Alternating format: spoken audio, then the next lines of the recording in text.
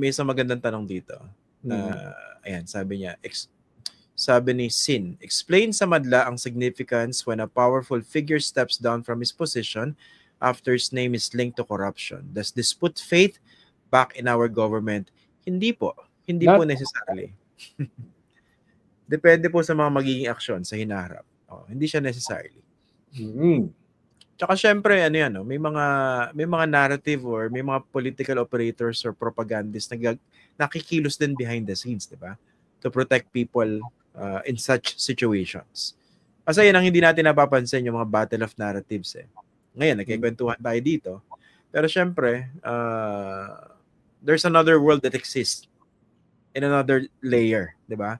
Kumbaga, nakikita, it can be plain to see for some people, pero sa iba hindi eh. Yun. Kaya nga mahalaga rito yung mga optics eh. Halimbawa, imbis na banata ng presidente yung mga rally, anong sabi niya? Kung hindi lang ako presidente, sasama ako sa mga yan. Dahil sobrang balasubas yung gumawa ng mga kasalanan na yan, corruption na yan. Talagang magagalit ka. Sasamahan ko sila. O, di ba? So, nakikita mo na, yung battle of narratives, nagbabago na, di ba? Pinopolitical judo mo na. Hindi mo ko kontrahin. Di ba? Sasamahan. Ano ba? May tanong lang ako, no? Hindi naman to, related pa rin naman na to, no? Kunwari ang rally tungkol sa ill-gotten wealth ng mga Marcos, pwede rin ba i-political judo yun? Kung hindi lang ako anak ng diktador, sasama rin ako sa inyo sa rally. Pwede ba yan? Well, theoretically pwede. Pero depende yan kung makukumbinsi mo yung tao. Di ba? Ang problema kasi dyan, katulad ng golden age ng martial law nung 2022 campaign, marami nakalimot na eh. Or marami hindi alam eh, lalo na yung kabataan. Di ba? Ito ngayon, nakikita mo eh. No? Nakikita mo yung text messages, nakikita mo yung pera, no? Nakikita mo yung ebidensya, nakikita mo yung mga balasubas, nakikita mo yung mali-maling mga sagot. Kaya very compelling dahil kitang-kita mo. No? Kaya kung may ganon tungkol sa ill-gotten wealth, di maganda yon, no? At may hihirapan sila na i-political judo yon. Ayan na. Nagagalit na naman yung mga BBM na loyalist sa akin. No? Yan na naman si Christian. No? Pasensya na, yung memory natin talagang hindi nakalilimot. No? Pero, relax lang kayo. Kung pinapanood nyo naman, kung pinapanood nyo naman po yung episodes natin, kahapon lang, di ba? Nilagay natin sa konteksto rito, sinasabi natin, mga DDS, relax lang kayo, ha? Huwag kayong pakakampante dyan, no? Huwag yung palabasin yung mga sarili nyo, tsaka yung mga poon ninyo na napakalinis. No? Diba? Oo. Relax lang kayo dahil meron ding issue sa flood control, 'di ba? Ni Pulong, yung 51 billion daw na nailagak sa kanyang distrito. At yung libo-libo na flood control projects nung panahon ni Juan, dapat isama yun sa investigasyon. Yung mga contractor na kamag-anak ng mga government officials nung panahon ni Digong at ngayon ay mga senador na. 'Di ba? Dapat hindi ko, baka mas malaki pa yun. Hindi natin sigurado, di ba? Yun naman ang galing ni Senator Ping Lacson. Babalikan niya yan kahit ilang taon na. I-research na yan. Parang panyan. Rottweiler. Sigurado ba yan, ha? Dapat walang makaligtas dyan. Oo, nagla-lockjaw. Teka, incidentally, di ba si Bongo nagpaliwanag na? Wala pa naman nagtatanong, pero nagpaliwanag na, di ba? Sa isang pagdinig. Sinabi niya, diba yan? Parang, ni minsan hindi ako nakialam, di ba? Paraphrasing na ako, no? Hindi ako nakialam sa kontrata ng aking pamilya. Okay. Pero at least sinabi niya na contractor yung pamilya niya. Di ba, ano na yun? Yun halaga eh. Yun halaga. Out na open na naman yun eh. Hindi siya nakialam. Pero, contractor yung mga pamilya at yung Diskaya ay partner. Di ba? Yung Diskaya. Sa ilang proyekto. At hindi maliit. Hindi maliit yung mga proyekto. Diba? Siguro at kung ito... nalalaman natin, paano pa yung iba? Hindi natin alam. No? Hindi naman natin sinasabi na lahat yan ay tainted ng corruption. Walang ganun, ha? Walang ganun. Walang ganun. Wala. Wala. Hindi mo na ako ganun mag-isip eh. Talaga? Ang dami kasi tatamaan dito, no? And sa akin, ang argument ko naman dito, it's better that the president himself put this front and center. Diba? Regardless of the timing, whatsoever, kung ano may motivation, maganda na siya na mismo naglabas dito out in the open. And ako personally, ewan ko kay Senator Edu, I'm giving him the benefit of the doubt. And itong initiative na ito, kailangan suportahan, but at the same time, we have to look at this critically para hindi na siya selective, hindi maging mabagal, hindi maging makupad. Diba? In short, dapat may mapanagot dito. Dahil alam naman natin gaano ka lalim, gaano ka lawak, gaano ka intensive itong corruption na ito sa ating lipunan, sa ating gobyerno. Pero nakatulong kahit papano na yung presidente binito yung budget. Yeah. Diba? Nakatulong na yung presidente ay may mga panimula ng mga pitik-pitik na nag-culminate na mahiya naman sila. At saka meron siyang mga items sa budget na hindi niya pinarelease, in fairness to him. So, tapos, sumusulpot-sulpot na yung kanyang mga hirit at yung mga balat niya, pero sumabog yan doon sa mahiya naman kayo. Oops! Kung yung presidente ganito na magsalita, alam naman natin nangyayari ito, lalo na siguro. Lalo na sigurong ganun katindi itong corruption na ito. Tapos naglabas siya ng mga contractors. Diba? Sabi nga ni Senator Ping Lacson, yung ginawa nilang website, malaking tulong sa aming research. No? Kaya, you have to give him that. No? Hindi natin sinasabi na susolusyonan niya yung problema na bahagi siya. Pero ang sinasabi lang natin, may naging role siya rito. No? Na positive. Hindi lahat negative. So sabihin mo sa mga trolls mo. Ayan nakabawi na po kami, no? Buka naman tayo, half full, half empty, di ba? Ayan, nakabawi na po tayo sa mga loyalista ng mga Marcos. Ayan, saludo po kami sa inyo. Pero yun, sa 21, makikita natin, hindi i-atras itong rally na ito dahil sa nagpalit yung speakership. Tuloy yan. Diba? Tuloy yan. At baka nga, mas lumaki pa yan sa mga susunod na mga araw. Diba? Dahil,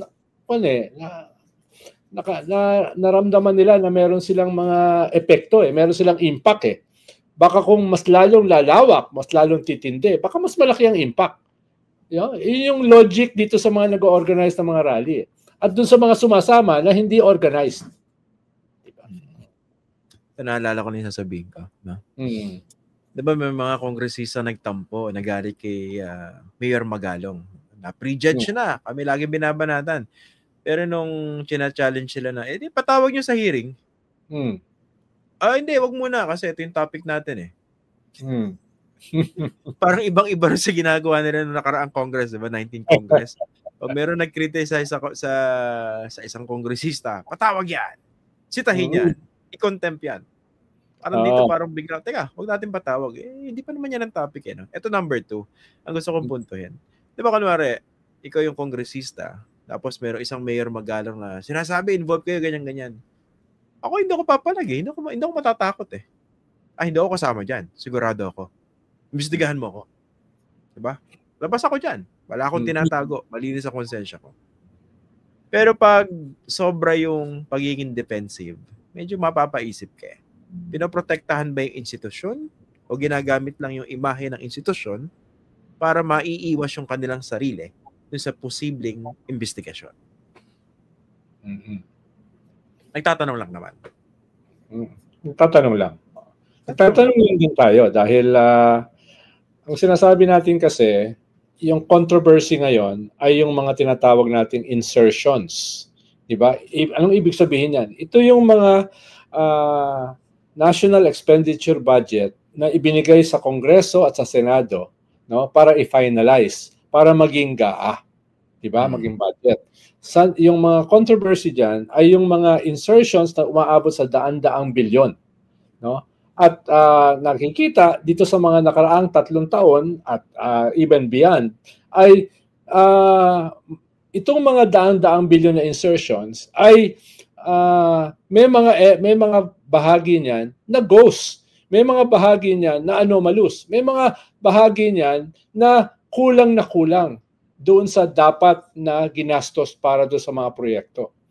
At nakikita natin ito sa lifestyle nitong mga tao sa gobyerno, specifically sa DPWH at sa lifestyle ng mga kongresista na allegedly mga senador na nag-insert nito. So yun ang sinasabi natin. Pero katulad nga ng sinabi ni Senator Soto, teka, may mga undersecretary ng DPWH na bago matapos yung NEP, National Expenditure Program, ay kinakausap na kami para magpasok, para mag-insert doon sa bago matapos na NEP. Budget call pa lang. Yun. At wala pa tayong datos tungkol dyan. Ibang uri pa yan ng korupsyon. Diba?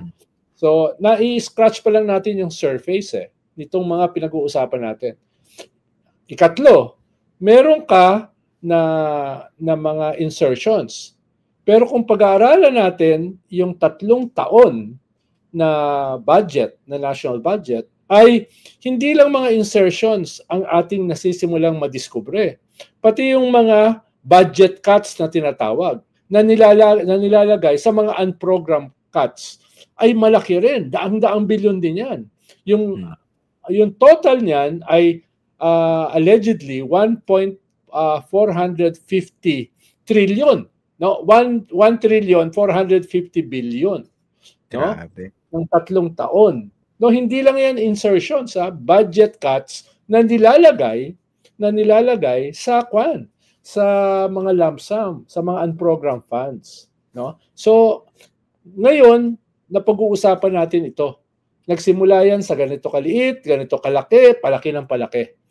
Tingin ko ay, sabi nga natin, Christian, panto di ba?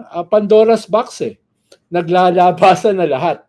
Pero yung naiwan sa Pandora's box, yung tinatawag na hope o pag-asa, ito yung tao na nagagalit. Ito yung tao na inaalam. Itong mga dating hindi nila alam. Ito yung mga tao na hindi ito papatapusin lamang sa mga promisa na ayusin ito. Gusto nila makakita ng kakasuhan, ikukulong at mga reforma na babaguhin yung sistema. So, yun naman yung nangyayari ngayon. Kaya hindi lang siya puro negatibo, meron ding positibo na nangyayari. At yun yung September 21 rally. Isa sa mga mahalagang positibo. Senator, may nagtatanong lang, no? Sino raw si Senator Soso? Nabulol lang. Yun yung problema rito. Hindi papalampasin kahit maliit na pagkakamali. Nakalimutan lang lahat ang sinabi ko. Nagsalita mo lang 5 minutes. Ang naalala yung 2-3 segundo. Talaga napaka-unforgiving ng ating mga tigapakinig. Nahahawa sa host. Dapat kasi rito impeccable no? Bawal magkamali rito.